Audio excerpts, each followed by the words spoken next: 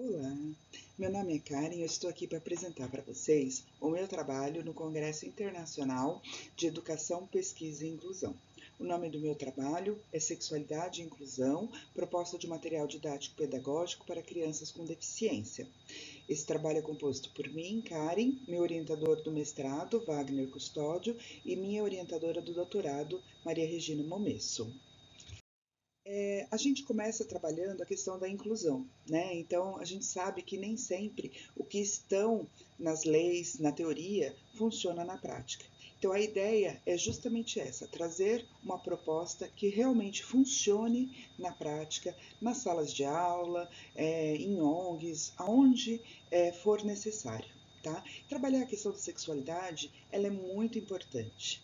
A gente sabe que é uma questão delicada para todo mundo, né? Para professores, para pais, e quando a gente trata desse público, né, de crianças com algum tipo de deficiência, isso fica um pouquinho mais complicado. Né? Então, muitos pensam que as crianças são assexuadas, outros pensam que tem uma sexualidade exacerbada, mas na verdade ela é um desenvolvimento natural de todas as crianças, né? E a criança com alguma deficiência vai chegar nesse desenvolvimento também. Então é muito importante que a gente saiba lidar e tratar com essa temática com essas crianças.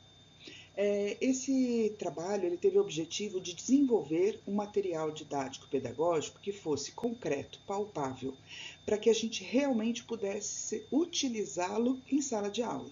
Então, a ideia é que os educadores tenham acesso a esse material, ele está disponível na internet gratuitamente, para poder desenvolver aulas, projetos e aplicar esse jogo com as suas crianças. Ele é parte do meu mestrado, né? Então ele tem na internet o mestrado todo, a dissertação de mestrado inteira, para quem quiser se aprofundar sobre a temática. Então eu faço uma revisão bibliográfica, eu trago as questões da inclusão, as questões de educação sexual, a questão do material didático, esse brincar na visão do Vygotsky e tudo mais. Mas para hoje eu quero focar no jogo.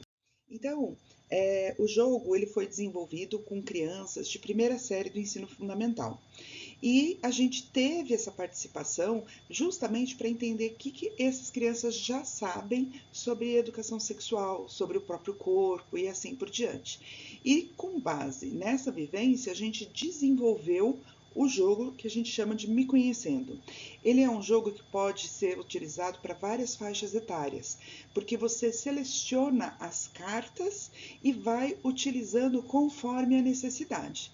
E aí, para a gente, quando a gente começou o projeto, ele era para atender crianças com deficiência intelectual. Só que a gente sabe que não tem sentido fazer um jogo só para um tipo de deficiência, né? Então ele tem que ser inclusivo para todos. E aí a gente foi, através das regras, através da montagem do jogo, fazendo com que ele fosse o mais acessível possível. Tá? Então as crianças elas podem cantar, elas podem fazer mímica, então um deficiente auditivo também pode participar. Pessoas com limitações físicas, elas podem contar uma história, né, sobre o que ela vai estar falando, e a gente conseguiu, inclusive, colocar braille nas cartas, né? Então, essas cartas que eu entreguei pessoalmente, elas têm o braille, então as crianças com deficiência visual também podem participar. Como que é composto o jogo, né? Ele tem cartas. Então, aqui tem alguns modelinhos para vocês verem das cartas, né? E esse modelinho, ele pode ser editável, né? Então, você pode acessar o site, editar as cartas conforme a problemática e as situações da sua escola. Então, por exemplo, a carta da hora do banho, né? Então, ela vai fazer as crianças jogarem e explicarem o que é a hora do banho. Então, eles podem cantar uma música, né? Lava uma mão, lava outra, que as crianças gostam, contar uma história, e as outras vão ter que adivinhar que carta que era essa. O jogo, ele foi aplicado na escola, né? Então, eu tive a oportunidade de ver e vivenciar junto com eles, desde a construção, a aplicação e o feedback depois. E o feedback foi muito positivo. O jogo, as crianças gostaram muito, brincaram, se desenvolveram, falaram.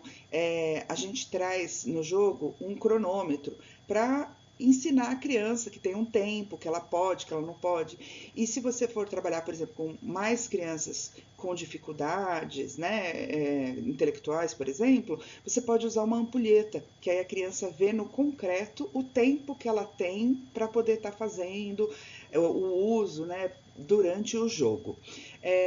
A gente trouxe uma carta que é a hora do banho e na nossa aplicação a gente percebeu que teve uma criança que ficou abatida, né? Ela chorou, ela não quis participar e isso pode servir como um diagnóstico. No caso, a gente orientou a escola para que indicasse para essa criança conversar com uma psicóloga, né? Mas ele serviu como diagnóstico, tocando as crianças em temas sensíveis.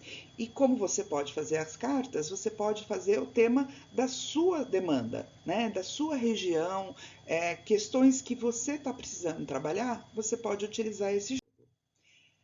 O jogo ele foi muito bem recebido, tanto pelas crianças quanto pelos professores, né?